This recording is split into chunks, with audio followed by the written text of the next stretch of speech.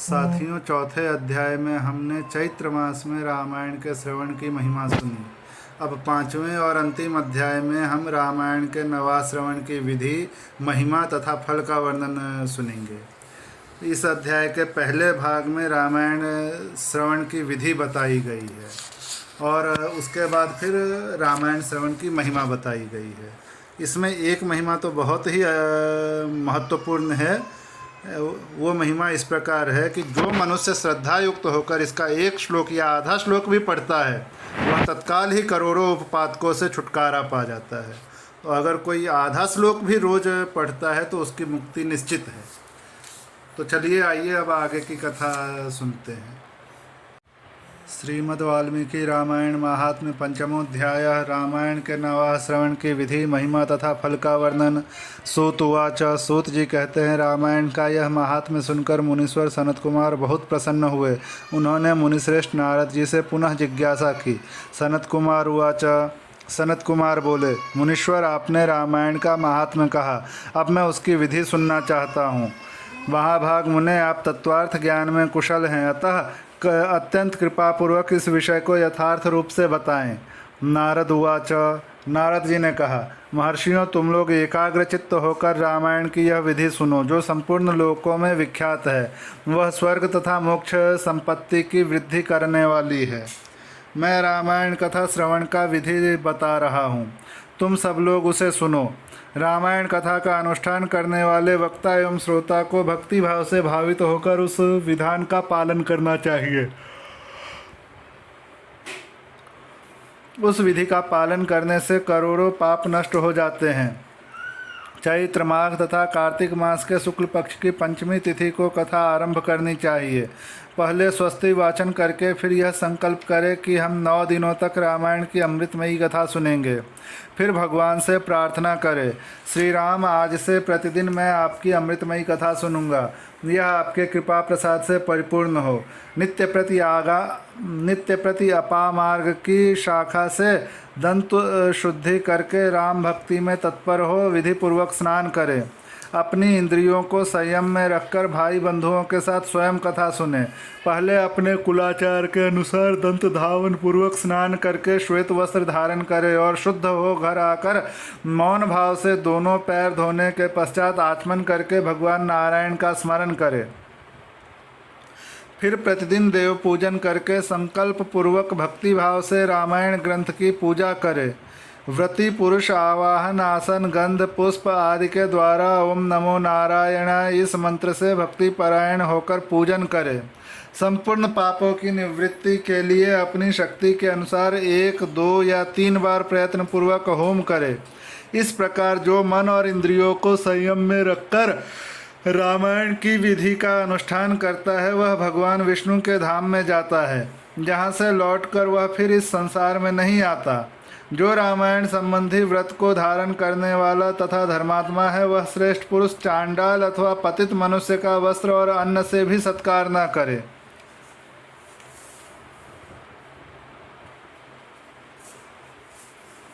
जो नास्तिक धर्म मर्यादा को तोड़ने वाले परनिंदक और चुगलखोर हैं, उनका रामायण व्रतधारी पुरुष वाणी मात्र से भी आदर न करे। जो पति के जीवित रहते ही पर पुरुष के समागम से माता द्वारा उत्पन्न किया जाता है, उस जारज पुत्र को कुंड कहते हैं। ऐसे कुंड के यहाँ जो भोजन करता है, जो गीत गाकर जीविका चलाता है, जो देवता पर चढ़ी हुई वस्तु का उपभोग करने वाला मनुष्य का अन्न खाता है, वैद्य है, लोगों की मिथ्या प्रशंसा में कविता लिखता है, देवताओं और ब्राह्मणों का विरोध करता है, पराये अन्न का लोभी है और पर स्त्री में आसक्त रहता है, ऐसे मनुष्य का भी रामायण व्रती पुरुष वाणी मात्र से भी आदर न करे। इस प्रकार दोषों से दूर एवं शुद्ध होकर जितेंद्रिय से एवं सबके हित में तत्पर रहते हुए जो रामायण का आश्रय लेता है, वह परम सिद्धि को प्राप्त होता है। गंगा के समान तीर्थ, माता के तुल्य गुरु, भगवान विष्णु के सदृश देवता तथा रामायण से बढ़कर कोई उत्तम वस्तु नहीं है। वेद के समान शास्त्र, शांति के समान सुख, शांति से बढ़कर ज्योति तथा रामायण से उत्कृष्ट कोई काव्य नहीं है। क्षमा के सदृश बल, कीर्ति के समान धन, ज्ञान के सदृश लाभ तथा रामायण से बढ़कर कोई उत्तम ग्रंथ नहीं है। रामायण कथा के अंत में वेदज्ञ वाचक को दक्षिणा सहित गौ का दान करे। उन्हें रामायण की पुस्तक तथा वस्त्र और आभूषण आदि दें। जो वाचक को रामायण की पुस्तक देता है वह भगवान विष्णु के धाम में जाता है, जहाँ जाकर उसे कभी शोक नहीं करना पड़ता। धर्मात्माओं में श्रेष्ठ सनत कुमार, रामायण की वह नवाह कथा सुनने से यजमान को जो फल प्राप्त होता है उसे सुनो। पंचमी तिथि को रामायण की अमृतमयी कथा को आरंभ करके उसके श्रवण मात्र से मनुष्य सब पापों से मुक्त हो जाता है। यदि 2 बार यह कथा श्रवण की गई तो श्रोता को पुंडरीक यज्ञ का फल प्राप्त होता है। जो जितेंद्रिय पुरुष व्रत धारण पूर्वक रामायण कथा को श्रवण करता है वह 2 अश्वमेध यज्ञों का फल पाता है। मुनिवरों, जिसने 4 बार इस कथा का श्रवण किया है वह 8 अग्निष्टोम के परम पुण्य फल का भागी होता है। जिस महामनस्वी पुरुष ने 5 बार रामायण कथा श्रवण का व्रत पूरा कर लिया है वह अत्यग्निष्टोम यज्ञ के द्विगुण पुण्य फल का भागी होता है।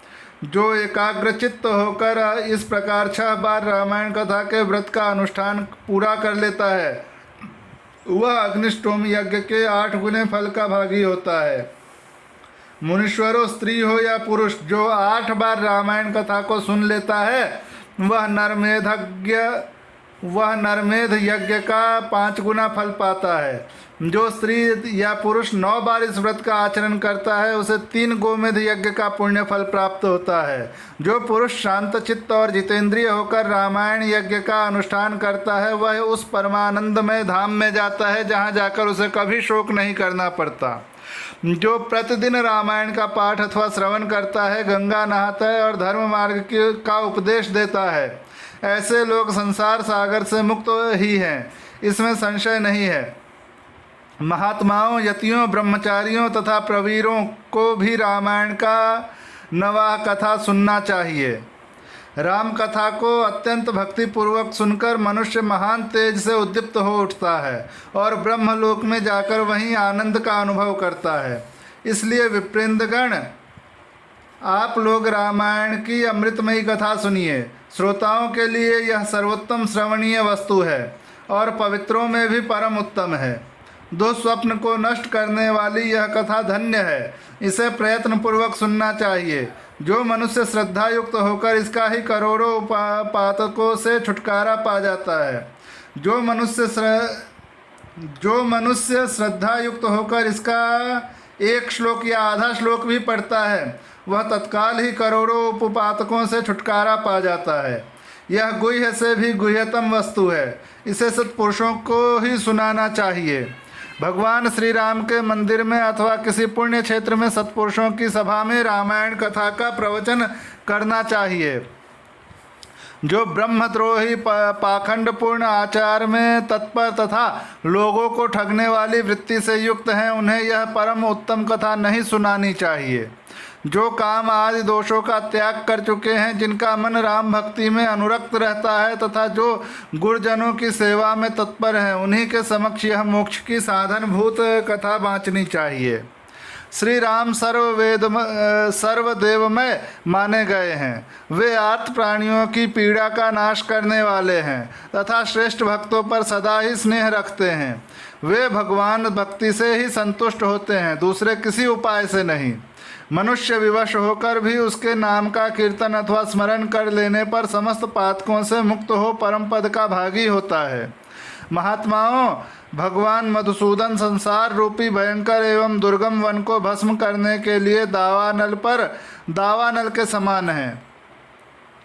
वे अपना स्मरण करने वाले मनुष्यों के समस्त पापों का शीघ्र ही नाश कर देते हैं। इस पवित्र काव्य के प्रतिपाद्य विषय वे ही हैं, अतः यह परम उत्तम काव्य सदा ही श्रवण करने योग्य है।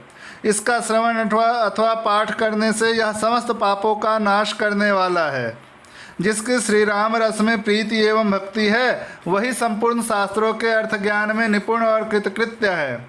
ब्राह्मणों, उसकी उपार्जित की हुई तपस्या पवित्र, सत्य और सफल है, क्योंकि राम रस में प्रीति हुए बिना रामायण के अर्थ श्रवण में प्रेम नहीं होता है। जो द्विज इस भयंकर कलिकाल में रामायण तथा श्री राम नाम का सहारा लेते हैं वे ही कृतकृत्य हैं। रामायण की इस अमृतमयी कथा का नवा श्रवण करना चाहिए। जो महात्मा ऐसा करते हैं वे कृतज्ञ हैं, उन्हें प्रतिदिन मेरा बारंबार नमस्कार है। श्री राम का नाम, केवल श्री राम नाम ही मेरा जीवन है। कलयुग में और किसी उपाय से जीवों की सद्गति नहीं होती, नहीं होती, नहीं होती। सूतवाच, सूत जी कहते हैं, महात्मा नारद जी के द्वारा इस प्रकार ज्ञानोपदेश पाकर सनत कुमार जी को तत्काल ही परमानंद की प्राप्ति हो गई। अतः विप्रवरो, तुम सब लोग रामायण की अमृतमयी कथा सुनो। रामायण को 9 दिनों में ही सुनना चाहिए। ऐसा करने वाला समस्त पापों से मुक्त हो जाता है। द्विजोत्तमो, इस महान काव्य को सुनकर जो वाचक की पूजा करता है उस पर लक्ष्मी सहित भगवान विष्णु प्रसन्न होते हैं। विप्रेंद्रगण, वाचक के प्रसन्न होने पर ब्रह्मा, विष्णु और महादेव जी प्रसन्न हो जाते हैं। इस विषय में कोई अन्यथा विचार नहीं करना चाहिए। रामायण के वाचक को अपने वैभव के अनुसार गौ, वस्त्र, सुवर्ण तथा रामायण की पुस्तक आदि वस्तुएं देनी चाहिए। उस दान का पुण्य फल बता रहा हूँ, आप लोग एकाग्रचित्त होकर सुने। उस दाता को ग्रह तथा भूत, वेताल आदि कभी बाधा नहीं पहुँचाते। श्री रामचरित्र का श्रवण करने पर श्रोता के संपूर्ण श्रेय की वृद्धि होती है। उसे ना तो अग्नि की बाधा प्राप्त होती है और न चोर आदि का भय ही। वह इस जन्म में उपार्जित किए हुए समस्त पापों से तत्काल मुक्त हो जाता है। वह इस शरीर का अंत होने पर कभी अपनी 7 पीढ़ियों के साथ मोक्ष का भागी बनता है। पूर्व काल में सनत कुमार मुनि के भक्ति पूर्वक पूछने पर नारद जी ने उनसे जो कुछ कहा था वह सब मैंने आप लोगों को बता दिया। रामायण आदि काव्य है। यह संपूर्ण वेदार्थों की सम्मति के अनुकूल है। इसके द्वारा समस्त पापों का निवारण हो जाता है। यह पुण्यमय काव्य संपूर्ण दुखों का विनाशक तथा समस्त पुण्यों का और यज्ञों का फल देने वाला है। जो विद्वान इसके एक या आधे श्लोक का भी पाठ करता है उन्हें कभी पापों का बंधन नहीं प्राप्त होता। श्री राम को समर्पित किया हुआ यह पुण्य काव्य संपूर्ण कामनाओं को देने वाला है। जो लोग भक्ति पूर्वक इसे सुनते और समझते हैं उनको प्राप्त होने वाले पुण्य फल का वर्णन सुनो। वे लोग 100 जन्मों में उपार्जित किए हुए पापों से तत्काल मुक्त हो अपनी हजारों पीढ़ियों के साथ परम पद को प्राप्त होते हैं। जो प्रतिदिन श्री राम का कीर्तन सुनते हैं उनके लिए तीर्थ सेवन, गोदान, तपस्या तथा यज्ञों की क्या आवश्यकता है। चैत्र, माघ तथा कार्तिक में रामायण की अमृतमयी कथा का नवाह पारायण सुनना चाहिए। रामायण श्री रामचंद्र जी की प्रसन्नता प्राप्त कराने वाला, श्री राम भक्ति को बढ़ाने वाला, समस्त पापों का विनाशक तथा सभी संपत्तियों की वृद्धि करने वाला है। जो एकाग्रचित्त होकर रामायण को सुनता अथवा पढ़ता है वह सब पापों से मुक्त हो भगवान विष्णु के लोक में जाता है। इस प्रकार श्री स्कंद पुराण के उत्तर खंड में श्री नारद सनत कुमार संवाद के अंतर्गत रामायण महात्म्य के प्रसंग में फल का वर्णन नामक 5वां अध्याय पूरा हुआ।